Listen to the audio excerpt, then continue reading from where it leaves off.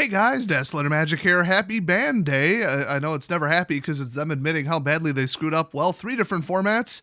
And one big surprise in there. I mean, people knew what they were targeting. You know, they looked at the deck list and they looked at the tournaments and they're like, yeah, okay.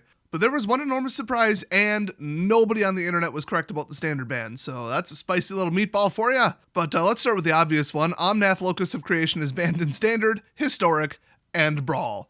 Oh gee, I'm shocked. Actually, I am shocked that a 4-color card took off in Standard like you could just play it, you know? Like, even I had trouble a little bit with the color fixing, just to the tiniest degree because he's 4-color. I mean, you can't just pick up 4-color and play it in Standard.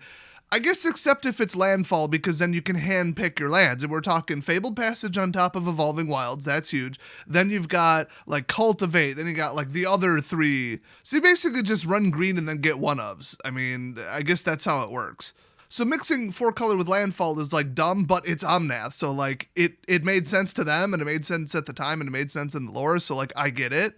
But that is just something you don't see every day. So anyway, if we were to start with Brawl, Omnath is the only ban. So, I mean, not that surprised. I mean, it would be nice to see, like, certain commanders gone, but they're not going to take action against them. And in Historic, I guess, technically, Omnath Locus of Creation is suspended.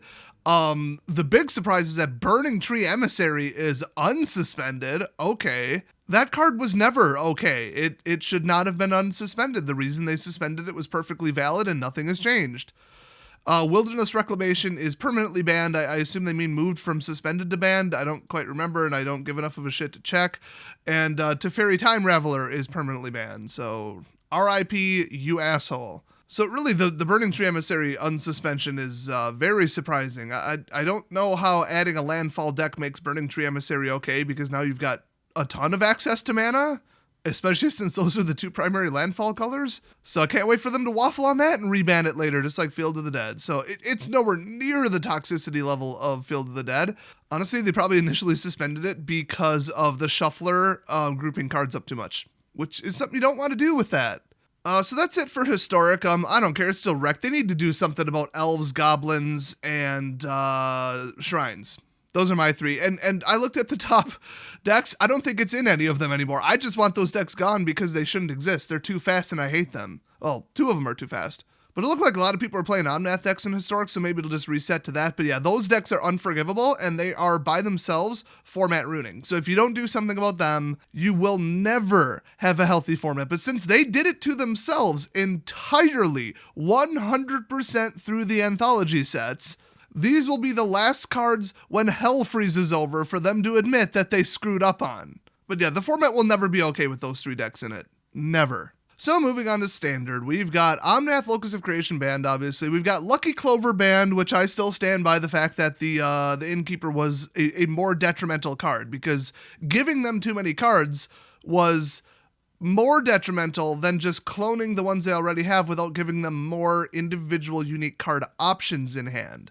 And yeah, you could blow him away with literally anything. He was a 1/1, but who wants to waste a removal spell on a 1-drop? You shouldn't have to do that. So the fact that he's still there means, honestly, Adventures is probably still playable, but you know, all the whiny butthurt net deckers are going to be like, fine, I'm not going to play it now, and then abandon it completely, even though it's a perfectly valid deck still. If they're going to sit here and tell us that Lucky Clover is the most problematic and that's the one that needs to go, then actually it was Fae of Wishes. Like, if you're going to tell me Lucky Clover has to go, but Innkeeper can stay, then the actual problem with the deck was Fae of Wishes getting replicated. Maybe in today's meta Brazen Borrower, because you got all the mutate stacks, the aura stacks, and a bunch of other stacks of crap all stacked up, and they can target them all together. And wasn't there like a replicated kill spell too that went a little far? But with Innkeeper, you're still letting them have a giant card advantage. So it's like, yeah, I'm fine with either or. It's just, they really should have gotten both, honestly. Swing the banhammer at both of them, that would have been my opinion, but whatever. At least they crippled the deck. I'm fine with that. And then we've got a surprise ban that, you know, nobody called it, but it's not that surprising. I'm sick of people playing this damn card. It's Escape to the Wilds. It costs 5, which is kind of like 2 in today's meta. And exile the top 5 cards of your library. You may play cards, so including lands, exiled this way until the end of your next turn. You may play an additional land this turn. That is ridiculous. With the amount of mana you have available in decks that play this, that is almost free casting. It's basically draw 5 for 5 mana. I mean, you only have 1.5 turns-ish to play the cards, but it's still draw 5. I mean, if you were to draw 5, you'd have to get rid of them at the end step if you overflowed your hand past 7. So you actually technically have longer with this card. So, I mean, 5 cards for 5 mana is a little much. That's pretty stupid, in my opinion. So, yeah, apparently it's stupid in their opinion, too. So we all know when there's too much mana available, do you address the too much mana available, or do you address the too many things to do with that mana? Apparently they're going with too much things to do with that mana, which is ridiculous because the solution is stop giving people so much damn mana, but they are never going to ban Lotus Cobra while it's still in print or whatever. That's not going to happen. And Escape to the Wilds is from Eldraine, so... I mean, they are not going to ban something from a newer set, except for Omnath, because people like just about rioted over it. So what we're gonna see now is probably like Kenrith, super strong recurring all in, White Angel life gain, or Splash Black life gain decks with a degenerate get to 35 and win piece of shit Angel. We're still gonna see piles of auras in white and green, or white and green splash another color, definitely. We're still going to see the unbelievably toxic deck, which is white-red equipment warrior rush. We're still going to see every form of red rush ever. In fact, that's going to be more prevalent now with Omnath out of the way. And then the number 1 deck we're going to see is Lotus Cobra Rush to Ugin.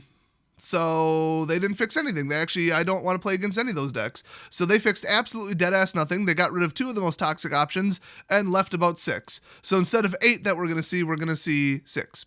You either get them all or you make it worse, Wizards. When are you going to learn this? So let's read the ridiculous justification here, even though it's all bullshit. Let's see. Within last month's standard ban and restricted update, we highlighted that we continue to monitor the standard metagame as well as Omnath Locus of Creation decks. I don't think they named them by name, actually. I think they're lying. And would make further changes if necessary, observing ladder play and tournament results over the following weeks, as well as the field of the grand finals over the weekend. Wasn't that 32 players? You shouldn't even look at that. We've concluded that additional changes are necessary. Really? We concluded that before it happened. So, the last horse finally crosses the finish line there at Wizards of the Coast. Oh, there goes Mark Rosewater coming around the bend. He's coming down the inside, but he's still probably going to come in 8th place. That's my old-timey horse announcer voice there. Big effects budget on this channel. So the 2 most popular decks in the standard minigame, 4-color Ramp and 4-color Adventures, both featuring Omnath, by the way. I forgot to mention that earlier. I mentioned that in yesterday's video, though, is a key component. While we did see a marked decline in the win rate of 4-color Ramp after the banning of Uro Titan of Nature's Wrath, particularly against red and green aggressive decks, because it gained life, duh, and blue-black rogues. Oh my god, don't get me started on that shit. Too late, you already did. They're all in the air. You can't stop them. It's too fast. Everything gets a boost, and they heal themselves. That deck and every card in it. They need to get rid of the graveyard freecasting Stealer ninjutsu asshole. He needs to go right about yesterday. That is going to likely be the most toxic deck in Standard right now, right this second.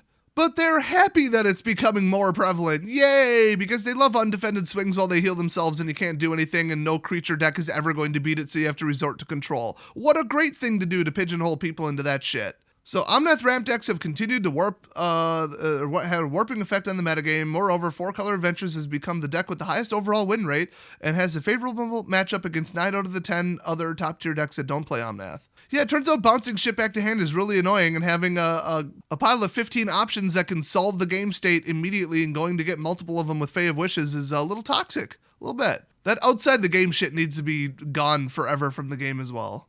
So this metagame dominance manifested itself in players' deck choices for the grand finals, because they're all a bunch of sheep.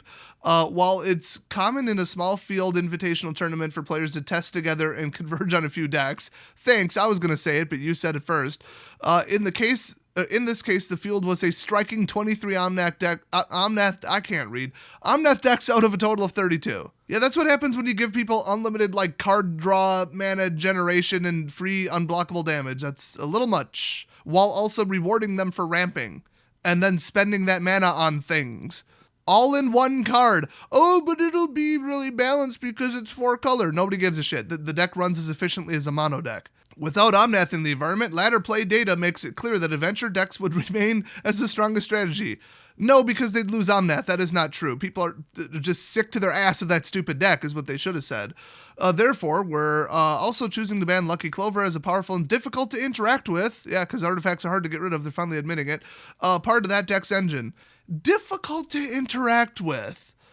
And part of the deck's engine. Where have I heard that before? Oh, yeah, the entire mill archetype. Ban Teferi's tutelage. and Maddening Cacophony, because you can resurrect it from the graveyard like 8 frickin' times, and you know what? Get rid of the crab too. So they go on to say, we expect that individual creatures with adventure and decks using Edgewall Innkeeper, the card that should have been banned, will continue to show up, but that after this change, a great number of other decks can succeed or successfully compete against them. That is incorrect. Finally, as a further step to ensure that ramp decks don't continue to dominate the standard metagame, well, then ban Ugin. I mean, or ban Lotus, or ban Cultivate. That's the reasoning for this. Wow. We're also choosing to ban Escape to the Wilds. Oh, that is idiotic that was the reasoning. They are so wrong. This card plays a unique and powerful role as a bridge between strong ramp enablers like Lotus Cobra and powerful payoffs like Genesis Ultimatum. Oh, all 5 of the Ultimatums should have been banned. And Ugin the Spirit Dragon, the other card that should have been banned. Of non-land cards in the grand finals, Escape to the Wilds was played in the second greatest number of copies. Really? That is actually shocking. I mean, why would you not put it in 4-color adventures? Why would you not put it in an Omnath deck? So, I mean, yeah, okay, I guess. As the card common to many ramp variants, this is the most straightforward way to weaken that strategy as a whole and ensure a shift away from recent standard metagames.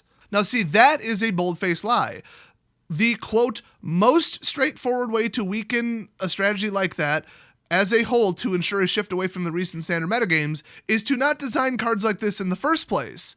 I guess they still don't understand that's an option and that they should, do that. I'm actually talking with the owner and creator of Domain TCG right now who sponsored this channel. It's a much better online, mostly free TCG that you should check out. I'm talking with him on Discord and I sent him the ban announcement and he's just laughing. He's like, what the hell are they thinking? What even is this? Why'd they ban so many cards? He even said, I guess they're trying to piss off all their customers, ? Guys, enterthedomains.com. Go check it out. It's a better game. So for Historic, I mean, I don't even care to read this, but whatever. Much as we've seen in Standard, Omnath Locus of Creation is proving to be a powerful contender in Historic as well. Though win rates for these decks are a little bit lower in Historic than Standard, we are still seeing the meta share of the decks using Omnath Locus of Creation increasing steadily, particularly in Best of 3, where it is currently the most played deck. Yeah, 4 colors plus a sideboard is called a Swiss Army deck. You can win the other 2 games if you lose the first one. And if you win the first one in sideboard anyway, you're going to win the second game no matter what. So yeah. Historic also provides a wider range of tools for enabling the multiple land drops, that the deck is looking for, such as Explore and Growth Spiral. Yeah, Growth Spiral always was the problem. To ensure greater diversity and health for the Historic meta, Omnath Locus of Creation is suspended in Historic. We also have 3 current suspensions in Historic to resolve. Looking at how the meta has developed as a result of these suspensions, we feel that the removal of Teferi Time Raveler and Wilderness Reclamation have increased the diversity and interactivity of the format, improving the overall health and balance. Yeah, giving people that much mana with Reclamation was a disaster. As a result, both Teferi and Wilderness are banned in Historic. Burning Tree Emissary is a different case. No, it isn't. Shut up, you're wrong. Since that suspension, the power level of Historic has increased considerably. Oh, so the power creep got so far that it will just unban Burning Tree. That makes perfect sense, if you're an idiot. Well, the format's so broken, we're going to take something that was like literally ban-worthy and just throw it back in because at this point, who cares? That's literally what they're saying. Well, I'm glad to see they're managing this the same way as Modern then. So, yeah, the power level of Historic increased significantly with the release of Jumpstart. Yeah, and Amonkhet Remastered, not really. And we have seen the meta share of Gruul aggro, there I said it your stupid British way, fall off notably. After considering the overall power level of the format and the matchups for Gruul, it's aggro, guys. I mean, come on. It's like agriculture. Just because it came from the word aggressive, and then you'd say aggro, wouldn't you? Clearly that says aggro. Anyway, we think there is room for Burning Tree Emissary. Well, you're wrong and you're idiots. Leave the damn card out. There's like 4,000 other cards to choose from. To be healthy and interesting addition to the format again. Wrong. Burning Tree Emissary is unsuspended Historic. It's too much mana too early. It's borderline free casting. It basically free casts itself as long as you confront the mana up front. Which is why people hate the card Rewind. So then they have a very short statement about Brawl. Omnath Locus of Creation is by far the most played commander in Brawl. That I didn't actually know, but I kind of suspected it. I didn't play enough, but I mean, I was playing Omnath, and I saw a couple mirror matches, and they actually, they had admitted this. There's a little tiny bit of mirror match suppression in Brawl. they had said something highly suggesting that in a former video, or a former article. Well, both. Brawl is a format where we particularly value diversity. Yeah, because it's supposed to be like the escape from standard. It's not supposed to be the same consistent bullshit. Even each individual deck is supposed to play differently in every game. So yeah, they're not wrong there. They're just mismanaging it. So Omnath Locus of Creation is banned in Brawl. Omnath Locus of Creation will remain legal in historic Brawl events on MTG Arena. However, we will be using our commander weighting system. Oh my god, I didn't know they'd actually admit it later in this paragraph. So they'll be using their commander weighting system so that he will more frequently be paired against other similarly powerful commanders. So there you go. Matchmaking is rigged. Let me bookmark this really quick because I think I'm going to screenshot it too. There we go, because we're going to reference this for the next 10 years. They said it, you heard it, and I've got it on record. So the matchmaking in Brawl is rigged. So that's it for today. So how bad will this be for Standard? Well, the fact that they took no action against Rogues, Mill, or really Black-White Rogues with Veto, that deck's way too far on power. That might become prevalent. I mean, we don't know what's going to be like the new 3-star decks, but we know that'll be competitive, and it'll be more competitive with this garbage out of the way. So they're just shaving the tiniest little bit off the top of the meta, thinking, let's try to put in the least amount of effort to get some semblance of a playable format. And they're going to fail. There's like 10 toxic, overpowered, garbage, obnoxious decks waiting in the wings. But the 4 they needed to take care of immediately were anything with Lotus Cobra ramping into basically anything, probably Ugin. So just Ugin ramp, we'll say. Scute Swarm in any landfall deck of any color, any type. Zenith Flare, because f*** that deck. And I'll say Torbrand, but let's be honest, Embercleave. With an honorary mention of Dreamcrawler and Auspicious Starix. And Lurrus for the loop deck. I'm still not a fan of Doom Foretold either.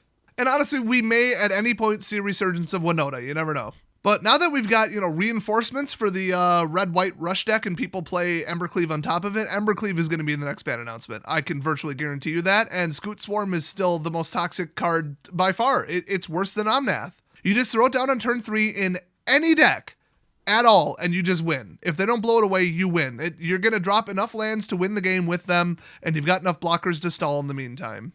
But the most aggravating deck, it's probably tied between Zenith Flare Cycling and Mill. And I saw both of those quite a bit, it's just I saw Omnath Landfall more. So with those gone, we're going to really see, boring-ass repetitive cycling decks and Mill quite a lot.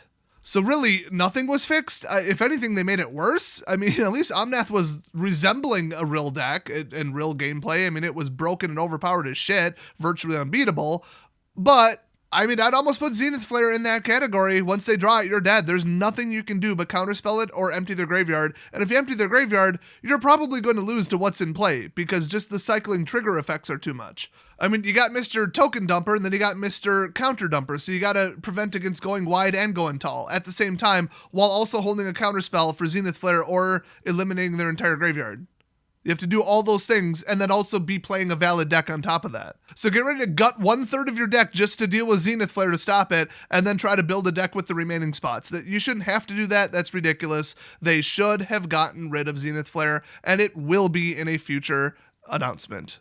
So I'm going to say probably one of the Mill enablers, Flare, Embercleave, and Scute Swarm, and still not Lotus Cobra for the next ban announcement. Maybe Ugin on top of it. Oh, and like any of the flying black-blue rogues. Preferably the one that hits and steals the most valuable card out of your graveyard with no consideration for mana cost. That one would be nice. Having to build every deck to deal with all flyers and instant speed kill is ridiculous. So yeah, it's still an absolute shit show in Standard. If you're thinking about coming back to Arena, this still ain't the time. They did basically nothing. Kind of funny looking at that big of a ban list and them doing nothing, but that's just how shit it is. So, oh well, I guess I'll try and finish up the story because I'm like 2 weeks late for that. But let me know what's on your ban wish list after today's shit announcement, and I'll see you guys next video.